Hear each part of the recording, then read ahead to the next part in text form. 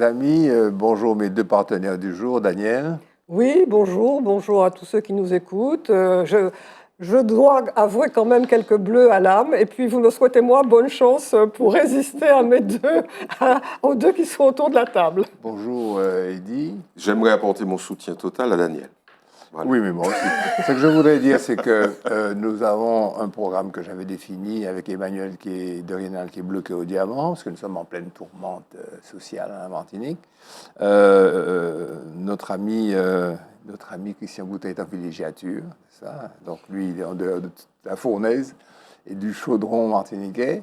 Mais ce qui fait qu'on va, je le dis pour David, on va consacrer une petite partie à échanger des idées les plus paisibles, les plus tolérantes, les plus aimables sur la situation en Martinique. On ne peut pas y échapper.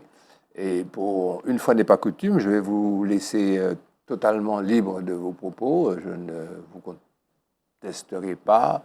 Je laisserai l'opinion publique faire son choix sur les idées ou éventuelles propositions que vous pourriez faire. On commencera par Daniel. Daniel ? Oui, si vous voulez. Alors, oui, je disais que j'avais des bleus à l'âme parce que je pars du constat avant de peut-être discuter des causes et des solutions. Moi, je constate une situation où on a une vingtaine d'entreprises qui sont des entreprises privées qui ont brûlé ou qui ont été dévalisées. Quand on regarde le tissu à la Martinique, nous avons le secteur privé qui représente 133 000 salariés et le secteur public, c'est-à-dire fonction publique d'État, territoriale et hospitalière, tous confondus, ça fait 33 724.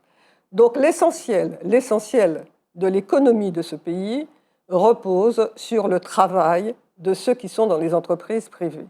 À l'heure actuelle, c'est elles qui payent le prix fort. Alors, je ne peux pas m'empêcher de penser à ceux qui ont investi, qui ont travaillé, et puis qui aujourd'hui ne sont pas. Ma première pensée, c'est à eux que ça va. Ensuite, la deuxième observation, moi je suis quand même étonnée de voir que le logiciel d'expression et de pensée de ceux qui nous représentent n'a pas changé. On entend la même chose depuis les émeutes, c'est des gens la situation est terrible, etc. Moi, je trouve qu'on laisse complètement de côté ceux qui ont tiré des signaux d'alarme, à savoir que la nature de la délinquance a changé. Il n'y a pas des manifestants, il y a le soir. Je ne parle pas de ce qui se passe des manifestants la journée, je parle de ce qui se passe la nuit. Je pense qu'il faut qu'on arrête à parler de manifestants, à parler de gens qui protestent contre la vie chère. Il faut dire les mots sur les choses.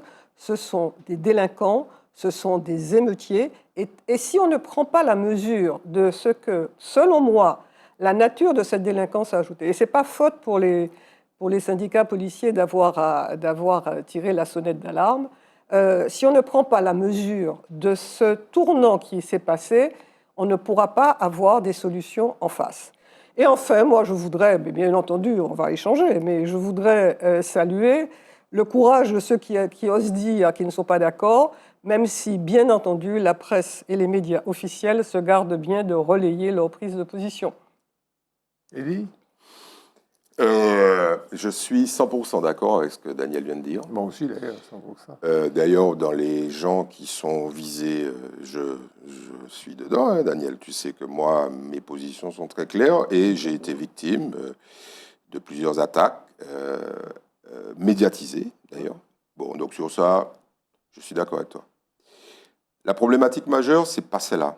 C'est pas les stigmates et les conséquences de criminels qui brûlent des choses la nuit. D'ailleurs, ils sont très courageux, puisque c'est la nuit qui a brûlé ça. Non, la vraie problématique, c'est les causes de ça. OK ? Les gens riches ne brûlent pas de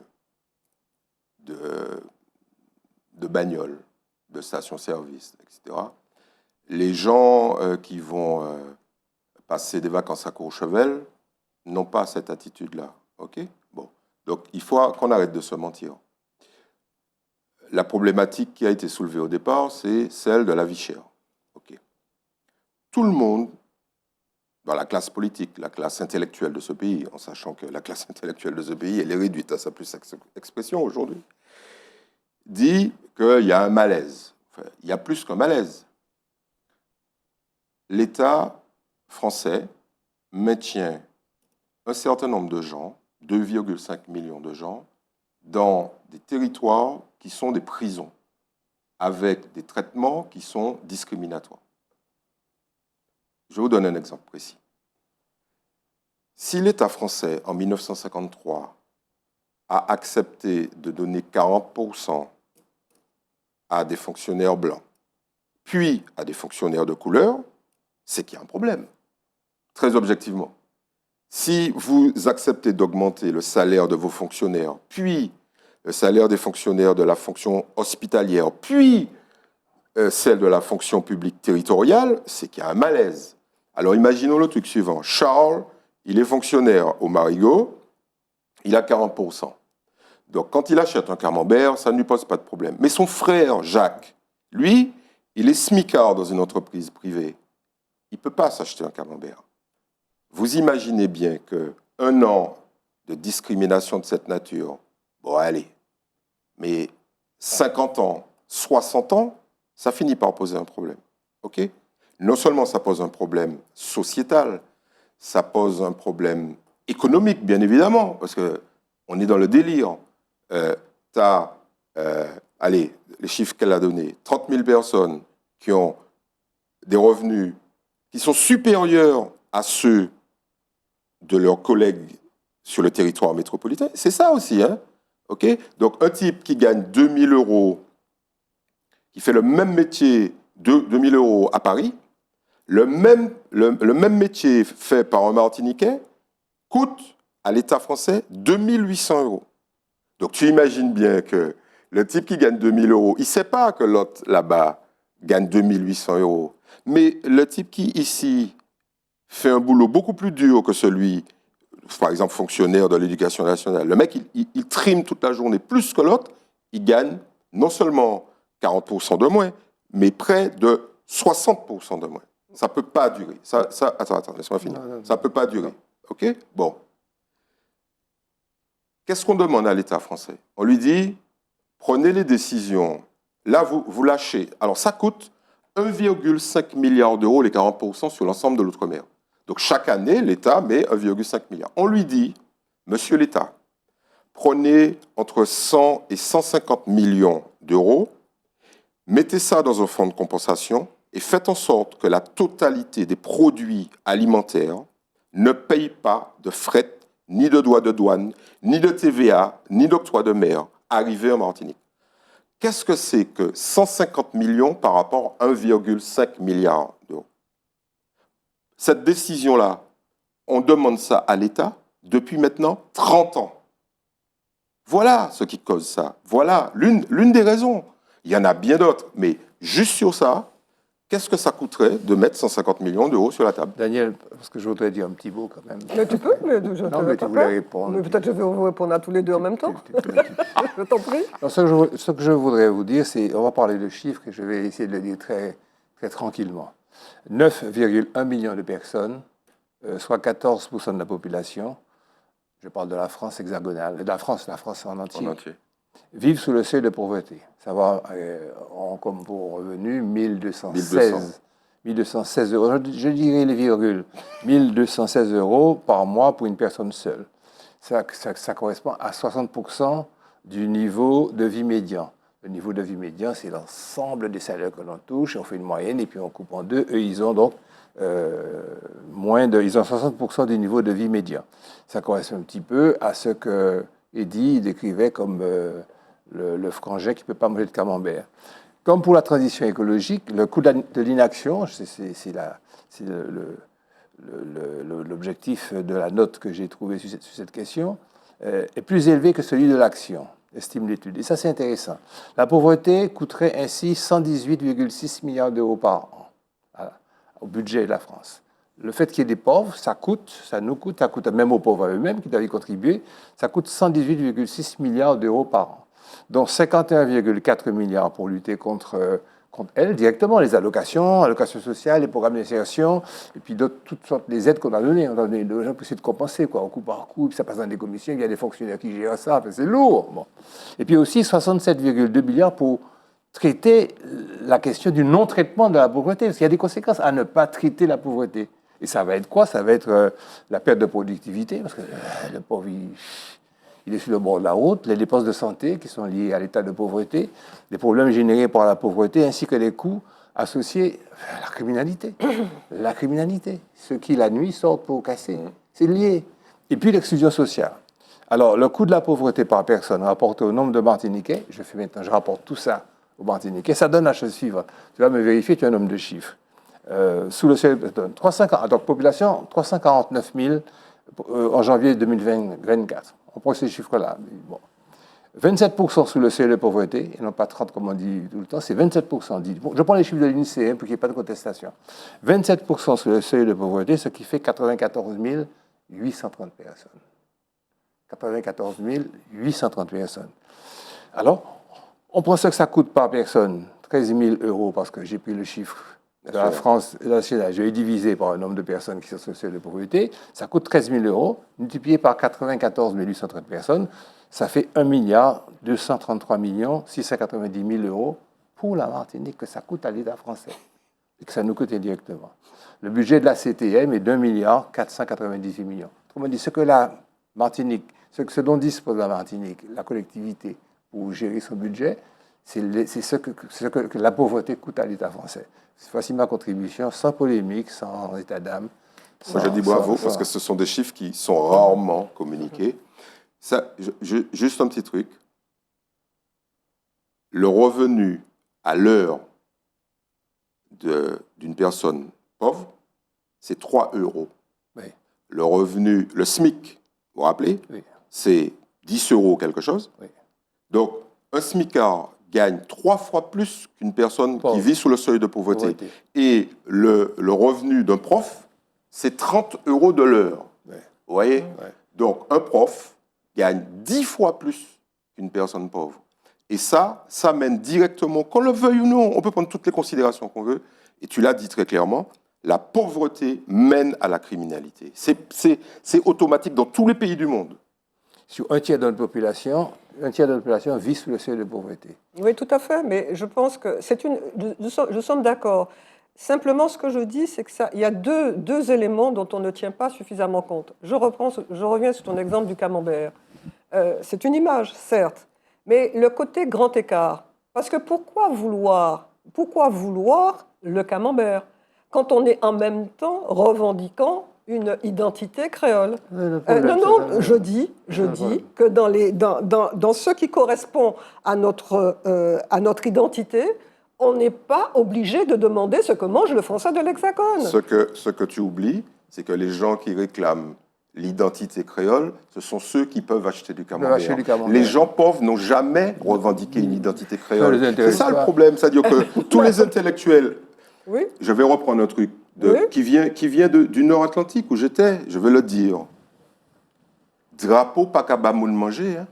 Qui moun qu'a levé drapeau, revendiqué, machin? Ce sont d'abord des gens qui ont le pouvoir d'achat. Tous les drapeaux qui sont sur les motos, qui sont partout en train de brûler, ce sont des intellectuels. Je ne parle pas de ces drapeaux-là.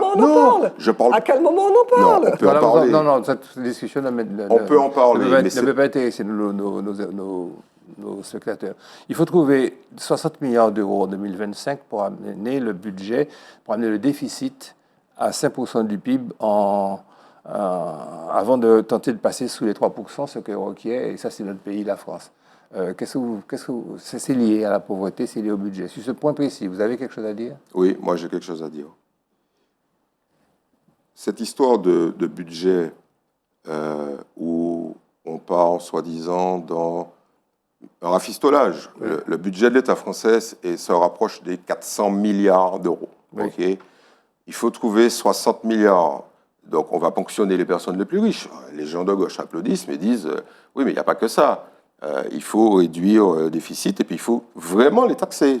On va taxouiller les gens. OK. Moi, je dis que tout ça, c'est de la blague. C'est de la blague. La France, c'est un pays extrêmement riche. Le capital, ne serait-ce que le capital immobilier de la France, quelque chose d'inimaginable. Donc, la problématique, elle n'est pas là. La problématique, elle est sur un choix politique. Le choix politique est le suivant.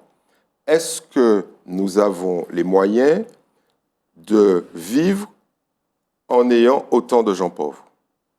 C'est tout. C'est parce que si on répond oui, bon, on va leur donner ce qu'on leur donne, là, les quelques milliards, 70 milliards, ok. Mais on ne peut pas d'un côté dire on met ça sous le tapis, et puis chaque fois que ça part en vrille, comme c'est le cas actuellement, dire ah ouais, non mais c'est pas bien de faire ça. Non, ce qui est pas bien, c'est d'accepter l'idée qu'on peut vivre dans un pays, revenons à la Martinique, de 1000 km² en ayant 98 000 personnes, et puis un chouïa, 100 000 personnes qui gagnent 3 € de l'heure. Voilà, c'est ça le choix. Et le jour où il y aura une vraie prise de conscience, c'est de dire ça ne peut plus durer. Et à partir de ces chiffres, il faut se garder de tout enrobage psycho, philosophico, éthico ou comparatif, parce que les chiffres sont excessivement durs. Pourquoi tous les gens de ma génération que je croise dans les magasins à 10h du matin sont en short et puis en tongs, en savate? C'est parce qu'ils n'ont pas de garde-robe, c'est l'histoire que vous me racontez. Je me dis, et mon épouse me dit, tu vas être retraité totalement bientôt, tu ne vas pas te balader. Et dès que je mets un short et que j'ai envie d'aller faire une course rapidement, bon, avec des gros yeux, il ne faut pas que comme la moyenne des gens de ma génération, on se retrouve en tongs et puis en short. Mais pourquoi lorsqu'on va à la MENA, dans la salle d'attente de la MENA, qui est un organisme, qui est une institution, qui est un truc extraordinaire en technicité, toute la population est en short, ils ont les mêmes... Parce qu'ils n'ont pas d'autre. Moi, je disais, ouais, les gens commencent à être débraillés, etc. Mais c'est pas ça. C'est parce qu'il y a... Non, c'est parce qu'il y a effectivement une sorte de déperdition des normes sous la garde-robe, sur la façon d'aller à l'école, sa façon de se vêtir, parce que la pauvreté, ça entraîne une certaine déliquescence éthique et morale. Et ça, on ne peut pas reprocher aux gens de se trouver dans cette situation. Il y a des exceptions. Il y a toujours un qui est très noir et qui s'en sort bien en dépit de l'existence d'une société qui est racisée. Il y a un très pauvre et puis qui est surdoué et qui va réussir très bien à l'école. Mais on ne peut pas demander à une moyenne d'une population de supporter ainsi de telles attaques. Et puis dans ce contexte aussi, et ça c'est Emmanuel Le Rénal qui l'expliquait, où le capitalisme actuel, c'est un capitalisme de l'excitation du choix, quoi. C'est-à-dire que partout où tu sors, tu es bombardé par la possibilité d'acheter, de consommer, d'acheter, de consommer. Et là-dessus, ça ne peut pas créer une société équilibrée. Un petit jingle pour aérer l'air.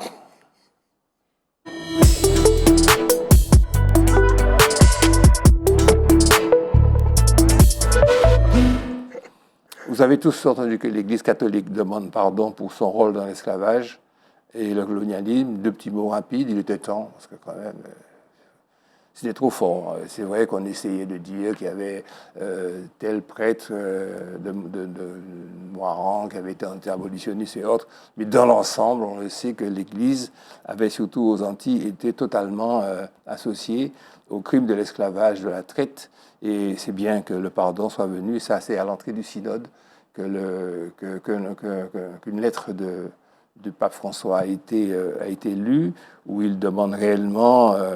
pardon pour ce qui a été fait, et pas seulement pour ça, pour d'autres péchés, ils appellent ça des péchés. Outre l'esclavage, il a exprimé son repentir pour les fautes contre la paix, contre les femmes, les peuples indigènes et les migrants. Il était temps.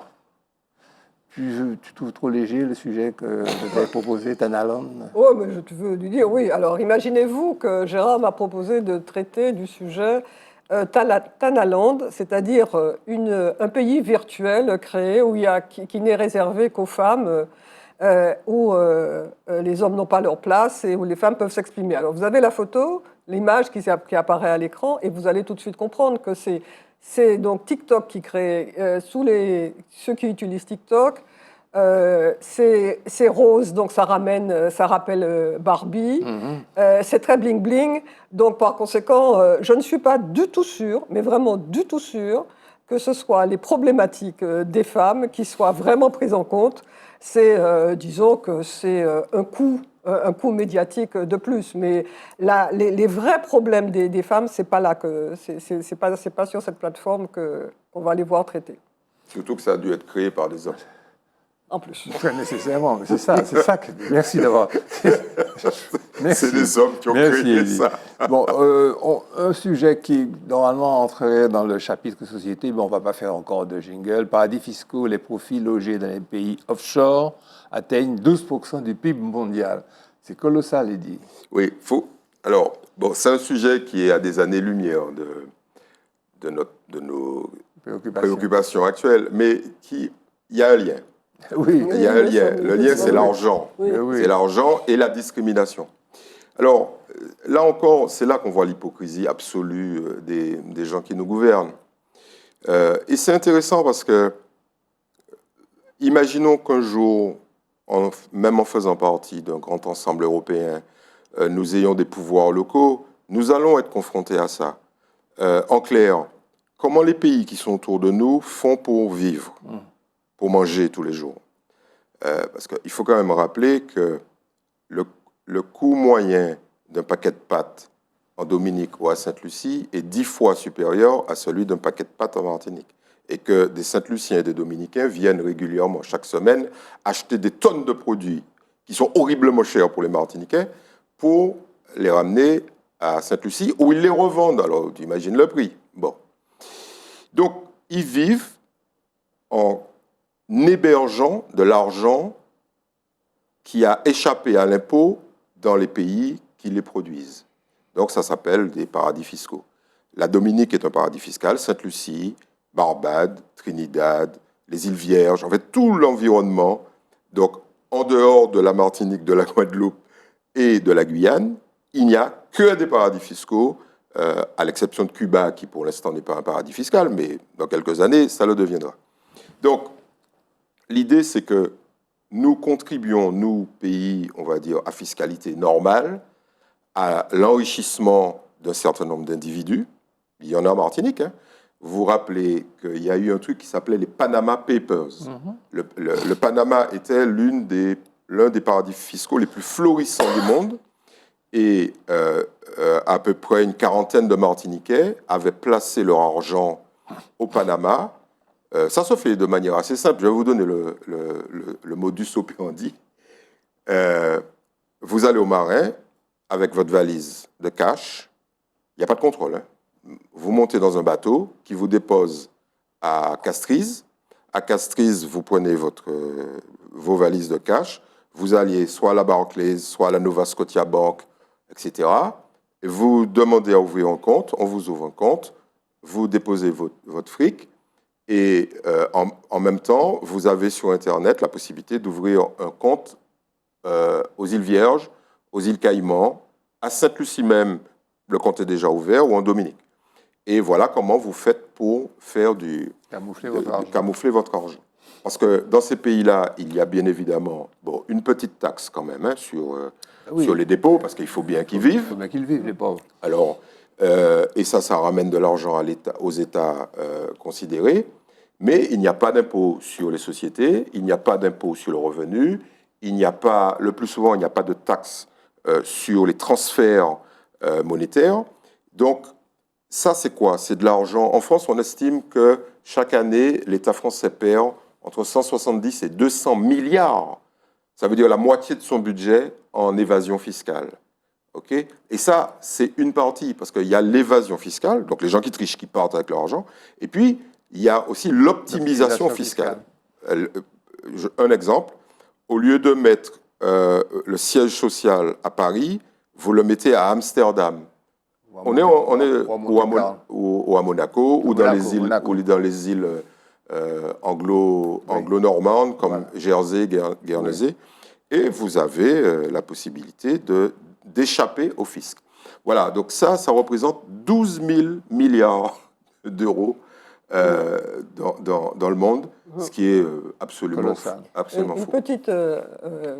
je me souviens qu'il y a 15 jours, tu as traité, en parlant de la Caraïbe, disant que c'était des narco-États. Donc, je veux dire, il faut lier les deux. Ah oui, complètement. Et donc, il faut donc aussi nous-mêmes nous poser des problématiques de savoir comment c'est notre environnement immédiat, notre géographie cordiale, comme on dit, comment il fonctionne, pour qu'on ait un peu des éléments de comparaison par rapport à notre situation, pour ne pas ni la fantasmer en bien, ni la fantasmer en mal. Tous les gens qui disent prenons exemple sur nos voisins, il ferait mieux de se calmer, parce que nos voisins sont dans l'enfer. Hein. Très clairement, ils sont dans l'enfer. Ils sont à la fois victimes et dépendants de leur statut de paradis fiscal, parce que les pays qui envoient l'argent dans ces pays-là, leurs gouvernements prennent des mesures de rétorsion contre Sainte-Lucie. En clair, Sainte-Lucie vit de deux choses, de ces fameux fonds liés aux paradis fiscaux et de tout ce qui touche au narco-dollar. Un petit peu sur la vente des passeports, mais ça, c'est... Oui, c'est être aux mains de l'enfer, ça, aux mains du diable. C'est pas possible de continuer comme ça. Sauf que le diable, il est informel, son identité n'est pas connue. On ne peut pas tirer sur lui. Et il est mouvant, voilà, il bouge. À tout moment, il peut vous dire, écoutez, les 150 millions de dollars que j'avais chez vous, comme vous êtes contraint par un certain nombre de pays de revenir dans quelque chose d'orthodoxe, je vais chez le voisin, juste à côté, avec un transfert. Le synode est une organisation au sein de l'Église qui réfléchit au devenir, aux problématiques de l'Église, à la résolution des problèmes qui peuvent y être apportés. J'extrais pour que Daniel nous le traite, le problème, la problématique de la polygamie en Afrique et du ministère pour les femmes. Alors, ce synode, c'est une assemblée consultative qui est là pour conseiller le pape dans des décisions à prendre, parce qu'il y a des problématiques qui traversent l'Église. Il n'a pas de pouvoir décisionnel, puisque c'est seulement le pape qui peut leur demander et qui peut donner force exécutoire, je dirais, à ce qui est proposé. Et alors, les deux questions qui ont été discutées, dont Gérard me demande de parler, c'est la polygamie en Afrique, parce que l'Église reçoit notamment un certain nombre de conversions avec des personnes qui ont une réalité de vie, la réalité de vie qui sont qu'elles vivent en polygamie. Or, l'Église privilégie la monogamie. Donc, par conséquent, il faut voir... Théoriquement. Oui, c'est tout ça. Nous savons bien que c'est théorique. Donc, j'aime bien le mot privilégie. Oui, parce que non, ils n'imposent pas. Pourquoi je dis? C'est ça qui est intéressant. Il faut le rappeler. Oui, parce qu'autrement, ils allaient perdre beaucoup de leurs ouailles. Donc, par conséquent, alors, donc, cette question-là, donc, il faut accompagner, c'est des mots qui sont très, comment dirais-je, très légers. Oui, très consensuels, il n'y a pas de décision. Le deuxième sujet, alors là, il est presque surréaliste, c'est la question de l'intégration des femmes dans le diaconat. Et là, pourquoi je dis que c'est surréaliste? Parce que le pape François a estimé que la question n'était pas mûre et que le dicaster a estimé qu'il y avait des questions qui étaient plus urgentes. Alors, depuis 2000 ans, je veux dire, effectivement, il n'y a pas d'urgence. Il n'y a vraiment pas d'urgence à pouvoir traiter cette question. Bon, on est dans une position sur laquelle l'Église ne change pas, intangible, sur laquelle la femme n'a pas, de ce côté-là, elle n'est vraiment pas l'égale de l'homme, et elle n'est pas du tout considérée comme devant accéder au diaconat. On verra ça, on ne sait pas quand.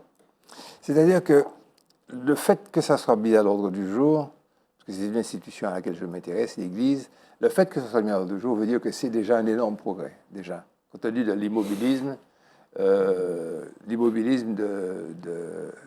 l'institution. On peut voir ça comme ça. Non, mais attendez, parce que chacun développe tranquillement son sujet, et puis il n'y a pas un autre qui part derrière le PSIF, et puis on n'imite pas les autres chaînes concurrentes. On est tranquille, on expose et on discute. C'est déjà un premier point que je voudrais dire. Deuxième point, il y a d'autres angles de ce synode, mais je ne vais pas imposer tout à Daniel comme lecture, d'autres angles qui peuvent être intéressants, où la problématique serait de discuter de fonctions beaucoup plus importantes pas liturgique, puisqu'il faut être prêtre, etc., il faut être consacré, au sein de l'Église, qui permettrait d'intégrer les femmes. Et puis il y a une chose qu'on n'oublie pas, c'est que lorsqu'on connaît un petit peu cette religion, c'est que la femme, et ça c'est la Vierge Marie, vous en avez entendu parler, elle est fondamentale dans la pensée et dans la vie au quotidien des chrétiens. Ce qui fait que si on prend les choses sur un angle très technique, et comme a fait Daniel, c'est très bien, très rationnel, très cartésien, effectivement la femme elle est rejetée encore une fois. Mais il y a d'abord dans la pratique liturgique au quotidien une très grande place laissée aux saintes, aux femmes, les chrétiens le savent, qui m'écoutent. Et puis il y a également une autre approche qui permettra, je suis persuadé, aux femmes d'être de plus en plus importantes. Ce sont les femmes qui tiennent l'Église, on le sait bien pour l'instant, au quotidien. Ce n'est pas les hommes qui tiennent l'Église. C'est pour ça que je crois que, a priori, ça paraît excessivement sec comme comportement, comme attitude, mais il y a une ouverture. Il y avait un sujet que nous allons traiter, c'est sur l'école, un superbe sujet. Je dirai le titre, et puis c'est Emmanuel qui devait le traiter. L'école a réussi sa massification, mais elle a raté sa démocratisation. Ça veut dire en 2 mots que les différentes réformes ont entraîné l'échec de l'école en France, et puis ça a entraîné encore, je voulais traiter ça à cette émission, mais Emmanuel n'est pas là, ben on va lui laisser son sujet. Et les conséquences sont encore multipliées, démultipliées, surmultipliées en Martinique, où il y a d'autres problèmes maintenant qui sont culturels. Comme il dit, les problèmes de race. Il y a des problèmes de structure, il y a des problèmes également de... Mais ça c'est une chose à laquelle il faut réfléchir, il faut traiter ça avec beaucoup de pondération. Et tu nous as parlé d'une étude qui donne des signaux très inquiétants. Mais enfin, on va rediscuter de ça. Tu voulais dire quelque chose? Oui, non. Pour revenir sur cette histoire de l'Église, de la place de la femme dans l'Église. Moi, je travaille sur plusieurs sujets où le point de convergence, c'est tout ce qui touche aux tendances longues. Oui. Et il y a des choses contre lesquelles on ne pourra pas lutter. Les types qui, à l'intérieur de l'Église, je dis vraiment, les types qui, à l'intérieur de l'Église, pensent que ça va durer encore longtemps, la primauté de l'homme, ils sont mal barrés. Ils sont aussi mal barrés que les gens aux États-Unis qui pensent que les minorités sont encore des minorités et que les Blancs vont garder le pouvoir très longtemps. Et il y a des ou encore que ça continue à la Martinique sans rien changer. Par exemple. Donc, je dis à mes clients, parce que je travaille pour des gens qui me disent « Est-ce qu'on pourrait avoir des données futures ?» Je leur dis « Mais c'est comme cette histoire de population. Il y a des gens qui disent que la population de la Martinique baisse inexorablement. » Alors, le dernier truc que j'ai trouvé qui indique que c'est faux, c'est, alors vous allez rigoler, c'est le nombre de comptes bancaires par habitant. En France hexagonale, le nombre de comptes bancaires, c'est 1,5 compte par habitant. En Martinique, vous savez combien c'est actuellement? C'est 3,5 comptes par habitant. Donc, nous, dans un pays, nous pas qu'à manger bien, mais il y a ni 3, y compris les bébés. Hein. Attention, là, je parle de... On prend toute la population et on divise le nombre de comptes par la population. Donc, en clair, les bébés en Martinique et puis les gens de 90 ans, ils ont 3,5 comptes. En réalité, comme les types, ils ont décidé de baisser artificiellement le nombre d'habitants, mais que le nombre de comptes bancaires, lui, explose. À un nombre de personnes. Oui, réel. Il explose. Ils ont décidé de dire, bon, et quand je leur demande aux banquiers, est-ce que c'est vrai? Ils me disent, pas vraiment, parce qu'on a rarement des gens qui ont 1,5 compte. Déjà. Oui, mais donc, aller voir 3,7, non. Mais pour les bébés, c'est peut-être la marraine, le parrain qui ont ouvert un compte au nom du filleul. 3,5. Donc, gardons en tête les tendances longues pour dire... En fait, c'est comme si tu dis, il y a un tsunami qui arrive. Il prend son temps, mais il va arriver. Et ce qu'on vit là aujourd'hui, c'est annoncé. Donc, tous les chiffres, c'est annoncé. Mais pas pour conclure, mais pour donner mon grain de sel, de toute façon, si les femmes ne prennent pas le pouvoir au sein de l'Église, l'Église va mourir. C'est clair. Comment le trifouillage des statistiques pollue le débat public? C'est ton boulot, les statistiques. Oui. Et comment bidouiller les statistiques, ça peut tromper les gens et nous amener dans n'importe quelle impasse. Alors, il y a des citations. Comment ça se passe? Il y a des citations célèbres sur ça, je vais pas y revenir dessus. Mais en clair, la statistique, c'est vraiment l'arme absolue du mensonge. C'est tout. Le chiffre est vrai. La façon dont on l'utilise, évidemment, varie avec ses intentions honnêtes ou malsaines. Voilà. En clair, il y a un type que je soupçonne d'être quand même un peu réac. Oui, il est réac tout simplement parce que, là, je vais me faire taper dessus, parce que là, il sort un bouquin, je vais donner les détails tout à l'heure, il sort un bouquin qui dit globalement, les gens disent ce qu'ils font dire aux chiffres ce qu'ils veulent. OK? Bon, ça, il n'y a pas de nouveauté, mais surtout la postface du bouquin est faite par Michel Onfray. Michel Onfray, philosophe hyper réac, enfin bon, bref, qui a d'ailleurs élu domicile en Martinique. Il a vendu. Il a vendu, c'est pareil. Il Il était à Saint-Pierre. Bon, bref, l'idée de base est la suivante. Est-ce que, quand on analyse le discours des hommes politiques, des économistes, des écrivains, discours médiatique, on doit absolument prendre du recul. Bon, nous, tous les jours, on fait ça, on s'exprime. Tout à l'heure, tu te rappelles, tu as donné des chiffres, etc. Ça part toujours d'une intention. Or, la problématique majeure de la réalité au quotidien, c'est l'inflation des chiffres. Tout simplement parce que le chiffre est devenu le cœur de la vérité. Ce n'est pas le cas. Hein. Quand on regarde, quand on lit Le Capital de Karl Marx, il n'y a pas de chiffres. Tu tournes, alors j'ai repris, enfin, il y a des données, mais tu reprends cette fois-là Piketty, qui est un auteur, un économiste, philosophe, et que tu regardes le capitalisme de Piketty, il y a un chiffre par ligne. Alors c'est quoi la mutation? La mutation, de mon point de vue, vient de la mutation de l'information. Oui. Et en particulier de la prééminence des réseaux sociaux. Donc, comme le réseau social est par nature suspect, et tous les gens le disent, hein, je vais vous citer un exemple. On fait une étude auprès des gens qui regardent la télévision. Et on demande aux gens, pourquoi vous êtes devant le journal télévisé à 19h, alors que vous venez de nous dire que 75% de ce que vous allez entendre, vous le savez déjà. Et les gens nous répondent quelque chose de très simple. On regarde le journal télévisé parce qu'on veut savoir si c'est vrai. C'est fantastique, ça. C'est-à-dire, le type, toute la journée, il est sur son téléphone, mais tout ce qu'il voit et tout ce qu'il entend, il considère que c'est pas forcément vrai. OK?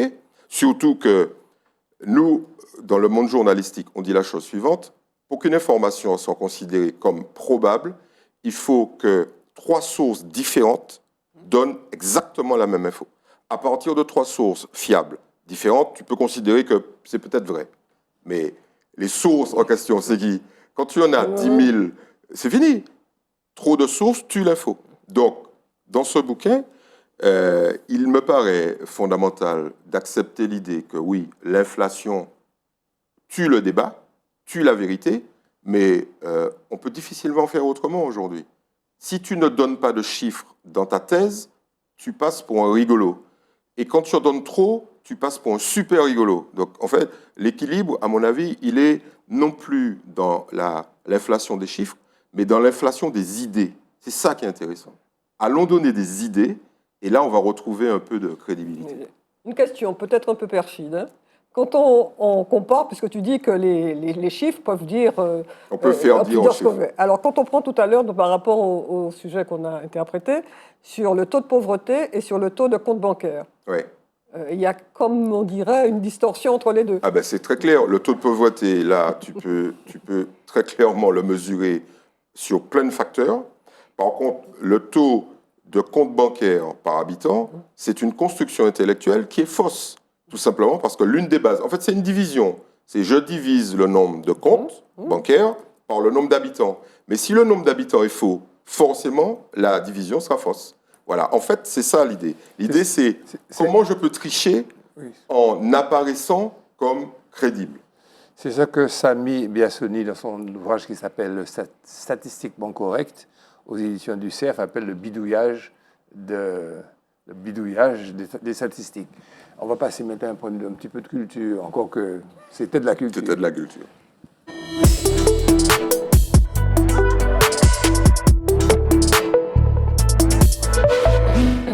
Une exposition extraordinaire d'un groupe d'artistes, polyartistes, le Fromager. Daniel? Oui. Alors, la semaine dernière, j'ai eu le grand bonheur de vous parler de l'exposition de Victor Anisset à la Fondation Clément. Et là, il s'agit de l'exposition de l'association Fromager qui se déroule à l'Atrium.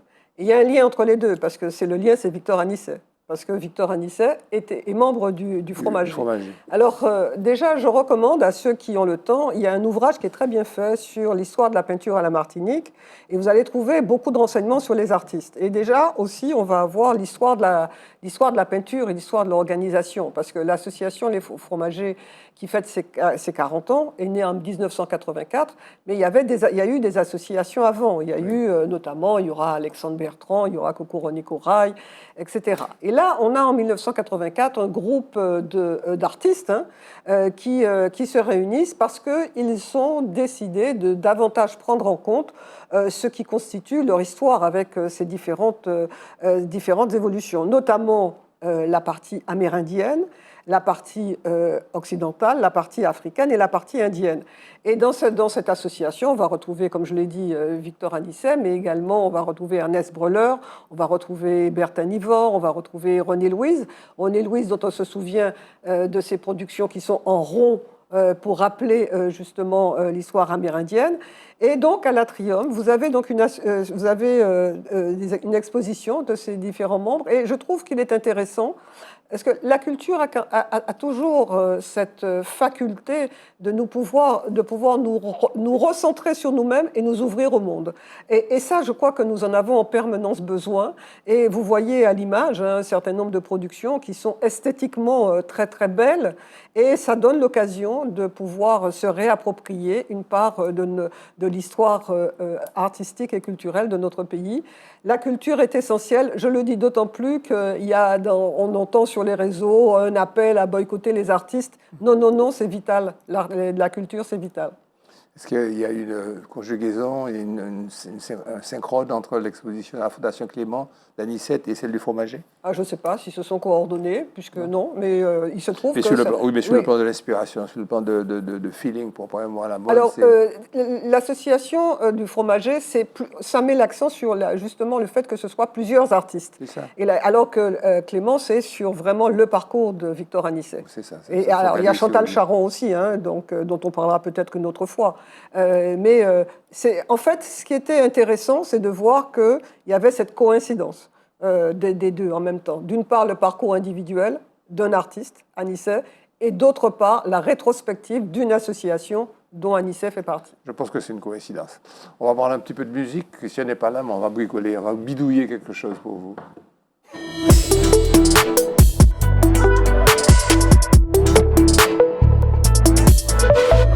Alors, que je vous explique un petit peu mon angle d'attaque. Ce qu'on appelle la salsa, la musique latine, est devenue une sorte de gymnique où on voit les partenaires qui se tiennent, qui font des contorsions, enfin, ça ressemble à du rock'n'roll latino. Et j'ai toujours trouvé ça extrêmement étrange et bizarre que ce qui était quelque chose de profond, qui était lié à un côté machiste, c'est vrai, de l'homme qui danse avec la femme, qui est comme une fleur autour de lui, soit transformé en du body gymnastique, une sorte de chose de gymnique assez étrange. Et donc je me suis dit, tiens, on va peut-être proposer à nos amis, même aux jeunes d'ailleurs, ce qu'était la musique latine à laquelle on croyait. Alors il y a eu un problème technique, donc je laisse David choisir au fur et à mesure que je critiquerai après les morceaux. Vas-y David, à toi.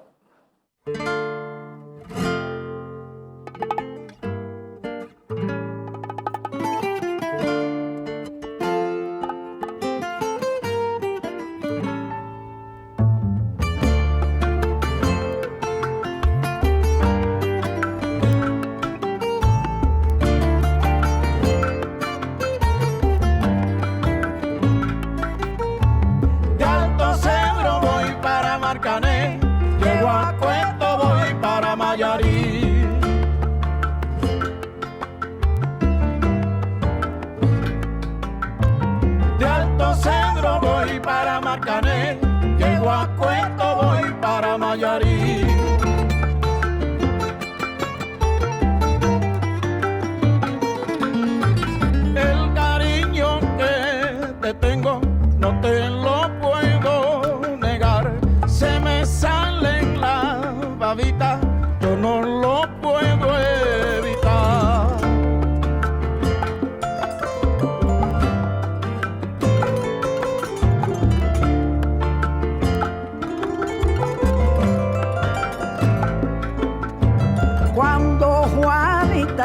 chan chan, en el mar tenían arena.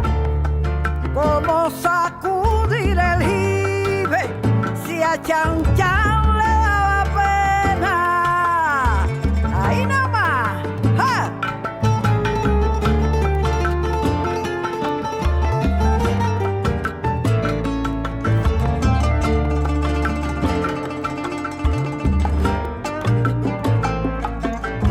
Limpie el camino de paja que yo me quiero sentar en aquel tronco que veo y no lo puedo olvidar.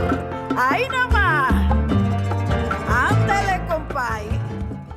En version très connue, classique, Chan Chan, Compay Segundo, mais là, avec, vous avez vu, en compagnie de la Cora africaine, d'autres, donc ça s'est fait par Internet. La technologie est extraordinaire et permet ce genre de magie. David, le prochain morceau, que je critiquerai après pour les raisons que je l'ai indiquées.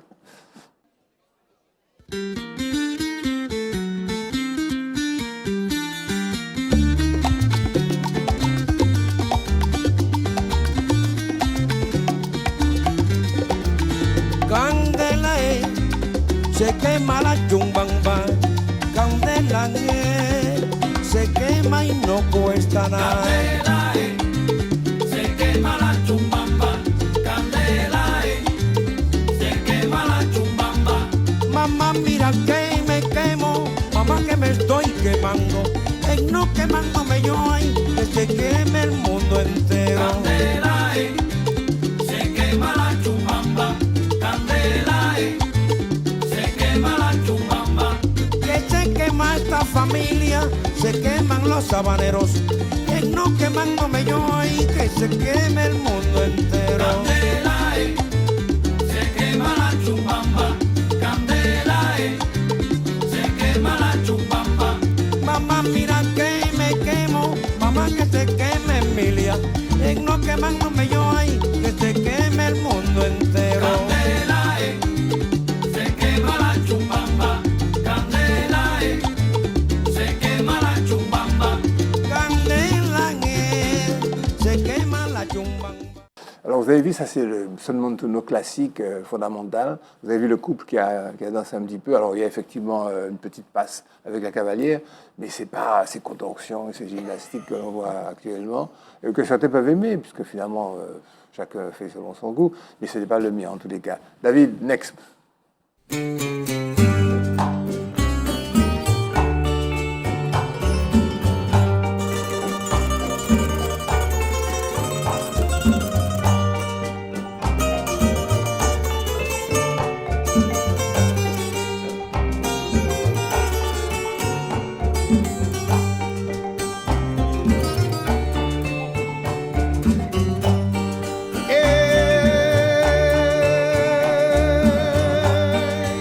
Se acerca la madrugada, los gallos están cantando. Se acerca la madrugada, los gallos están cantando. Compadre, están anunciando que se acerca la jornada 10.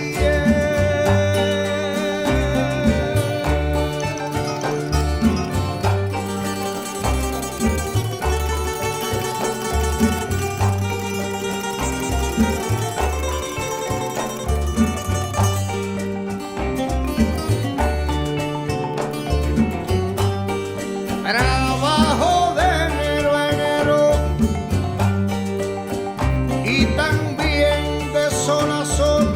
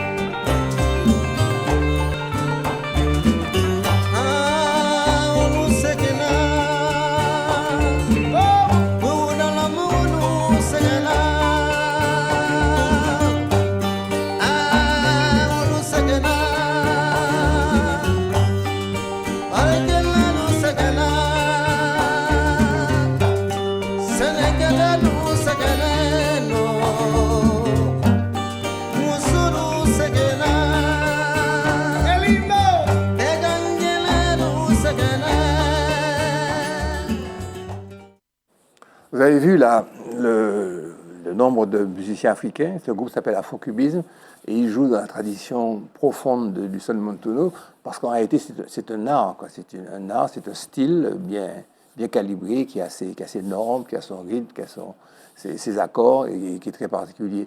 Et d'ailleurs le son montuno c'était quasiment emparé de toute l'Afrique et il y a des orchestres célèbres en Afrique de musique cubaine. Une pensée attendrie pour le peuple cubain qui souffre beaucoup de la récession économique. Depuis quelque temps, ça fait bien longtemps déjà, de l'impossibilité d'avoir une aide apportée par la Russie, la pauvre qui est en guerre elle-même. Donc, la pauvre. oui, c'est un pauvre pays. Il parle du peuple. Oui, Il parle du peuple. oui, russe. pauvre peuple. Oui, c'est un pauvre peuple qui est malmené par les dirigeants. C'est la raison pour laquelle j'ai voulu en faire d'une pierre deux coups. D'abord, rappeler ce qu'est cette musique, c'est ce vrai son de montuno, et puis aussi un petit signal, un geste d'amitié à l'égard du peuple cubain. Je vous remercie tous les deux d'avoir été présents, d'avoir été à mes côtés pour nous permettre de débaucher quelques idées. Si on nous écoute, peut-être que ceux qui gèrent les pays, le monde, Faut nous écouter. vont nous écouter. Bon, enfin, je ne me fais aucune illusion, mais enfin, si la petite population nous écoute et comprend un peu mieux les enjeux, a moins d'émotions, a de la paix dans son cœur, il ne faut pas qu'une hystérie s'empare de nous. Notre histoire a été ponctuée mais tous les 10 ans, 15 ans de tueries, de révoltes basées sur l'économique, la quête de meilleurs salaires, de devenir, sur la recherche de la liberté, initialement. Économiquement, la grève Marie-Main, liberté, c'est l'épicentre initial, ça a été effectivement l'abolition de l'esclavage. C'est la raison pour laquelle je vous dis de prendre tout ça en disant que c'est une donnée de notre histoire. On survivra. On a survécu récemment au Covid, on va survivre à ça tranquillement. Et notre culture, notre peuple va peut-être tirer, j'espère, va tirer leçon des événements actuels. À la semaine prochaine. Je vous remercie pour votre attention.